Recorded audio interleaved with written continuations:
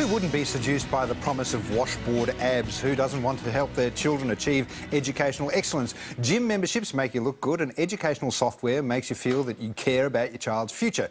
Salespeople know this. It's how they land the sucker punch. So what are our rights? Nicole Rich from the Consumer Action Law Centre and consumer expert Dr Paul Harrison from Deakin University join us to explain. Good morning to you both. Good morning. Good morning. What kind of complaints are you seeing with regard to, let's start with gym memberships? Yeah, sure. Look, we do get a lot of complaints, unfortunately. It's become a really big issue. Some of the main complaints are people having real problems cancelling. So what happens is, of course, they lock you into, a 12-month membership. And there might be some quite reasonable reasons you want to cancel, like you might actually fall ill or you move away or, you lose your job, which can happen particularly with tough times. And the contracts make it very, very difficult, if possible at all, to cancel your contract. One of the other issues that we see is that people think they're in a 12-month contract, but what the contract actually says is they'll keep direct debiting your bank account month or fortnight after fortnight, month after month, until you actually tell them that you want to cancel. So people aren't aware that their account's still being debited. No. I mean, look, it makes sense that you should be able to get a refund. If you can get a refund on insurance premiums, for instance, if you move out of a home or, in terms of contents and house insurance, you can get reductions for that. Should these companies be compelled to give money back in that case if someone decides to cancel? Well, we certainly think some of these terms in the contracts are just blatantly unfair. Well, it's trickery. Yeah, well, that's right. And I mean, people don't read all the details of their contracts. I mean, you're just not going to do that. But there's the point, isn't there? You've got to read it. I mean, they're not necessarily being deceptive, or are they? Well, I mean, I think it's the issue of what is deceptive as well, is a person can only take in a certain amount of information, and that's part of what's built into those contracts, is that they know that people are going to be overwhelmed, and the research that I've been doing and that other people do, people start switching off once they're given a huge amount of information. But if they switch off, how do they then get talked into signing their life away? It's a really personal kind of relationship, it's that thing of we would value a conversation like we're having now than reading the documentation, and so to some extent it's sucked in, but to some extent it's saying, hey, we're forming a trust relationship here, you can trust me, come along, we're going to make you look fantastic. It's so interesting you say that, because I've joined in the past, I've had gym memberships, and they always have that, come on down and we'll sit down. You go to someone's office and you've got the buff dude in the skinny T-shirt that is sitting there creating that relationship. Exactly. I mean, they insist on this meeting, don't they? Oh, it's really important. I mean, it's that thing of the social interaction,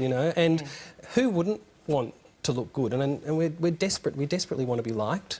We desperately want to be attractive, and all of these people who have big abs, and we aspire to them. Well, the gym memberships are one thing where we're preying on people's vulnerabilities and insecurities, but then the other, as I understand, the other big issue is selling these maths programs.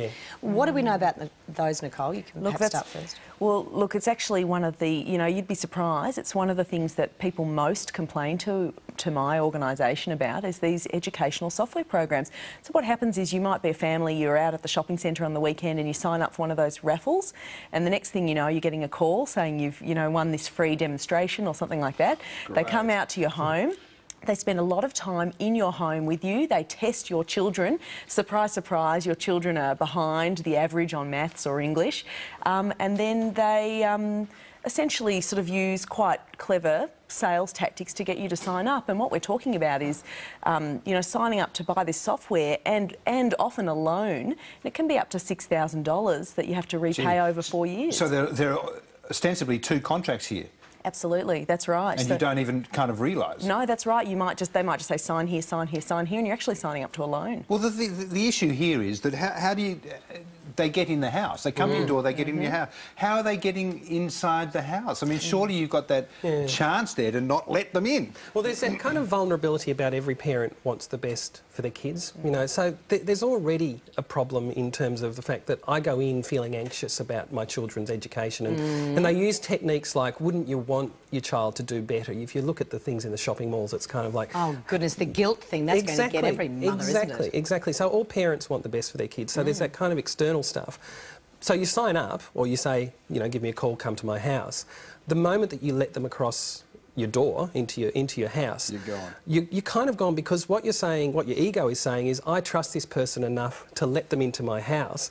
And the brain has this weird kind of process where it says, well, if you trust this person and you've let them into your house, then they can tell you anything you like. You know, it becomes a friendship. And sorry, go on, Kim. Well, I was going to say, and adding to that, Nicole, what you were saying about them sometimes spending a long time in the house, does that then further put pressure on us? There's a thing called investment theory in psychology, which is basically the more time you invest in a relationship, the more difficult it is for you to give it up. And so if they spend about an hour and a half in your home, it becomes much more difficult for you to reject any of the offers. And they do things like ask you questions along the way, and you give of yourself. And again, what you're doing by giving of yourself is you're saying, I trust this person. Well, how do you protect yourself? I'm always dubious about direct debit. Direct debit, once you enable direct debit, you're kind of hooked in, aren't you? How do you protect yourself? Can you say to these people, no, I'm not going to pay via direct debit? Does that help at all? Well, I mean, technically you can, but I think Paul could probably explain that the psychological aspects of what's going on here, and essentially you've built a relationship, and it becomes very difficult for people to say no in that circumstance, particularly when they're... I mean, a lot of the people that have rung us with complaints have said that they said things like, don't you want the best for your child, you know, or they might start by saying, well, you know, we talked to a parent the other day and they didn't want to buy our software, but, you know, we can see that you're a parent that actually cares about your children. And they use things, they use things like scarcity as well, which is to say, we're only here for the day. So if we're only here for the day, then, you know, you'd better sign up now. And there's a lot of research that's been done in this idea that even if you use scarcity, people actually think it's more valuable. Yeah. So they kind of think, OK, well, if I don't... And it's rare that they're there for the day. They're salespeople. And just to clear up that little issue of you've won something for free, presumably everyone who signs their name on that little form at the shopping centre is going to get one of those calls. That's right. How can you protect yourself? Is there protection? Well, it's Do you have comeback? Look, I mean, sometimes some of these people call us, and of course we help them. We have helped a lot of people get out of these contracts for a range of reasons. So you do have legal rights. Of course, most people don't know about that at the time. But I'd really suggest if anybody's sitting there thinking, I've signed up to one of these, and I'm not sure I can afford it. I don't think it's something I wanted. I really would encourage people to get some advice, because it's quite possible they have some legal rights they don't know about, and they might actually be able to cancel the contracts. Such as a cooling off period? Yes, yeah, particularly if the sale is made in your home, and with these sort of math software products, that's the case, then you do have cooling off rights. And in fact, if they haven't gone through all the legal obligations that they have to, and there's quite a few, then your cooling off rights are extended. So you can actually have quite a long time to cancel. The difficulty with the cooling off period that we've found in the interviews that I've done so far is that people worry about it for a period of time, but for that 10-day cooling off period that they have, say, in Victoria, the difficulty is that you don't really know whether it's good for you within that, whether the software is useful. Of course. And people have this dissonance after, like some of the interviews, I went to bed that night and I felt really bad about it, but I didn't want to disappoint the kids because they were really into it. And one of the things that they do, one of the tricks that they do, and they do this with cars as well, is that they get the kids to play on the computer, and to some degree the kids and the family take ownership of the software even before they've bought it. And so again, it's really hard to give up. So I guess the trick is don't allow them in your home. Well, that's the first thing, I reckon. Don't let them into your home, or take your time. You know? The thing that they'll do is that they'll say, we've only got a short period of time, so we're here. They're salespeople. Don't buy it. Don't buy it. Take your time. Talk to your teacher. Good advice, thank you. And we'll have your website too on our website, so if people have any questions, they can jump on board. Thank you. Thanks very much. Right, Marianne's next, and our resident GP, Dr. David Spencer, will be making a house call in a few minutes.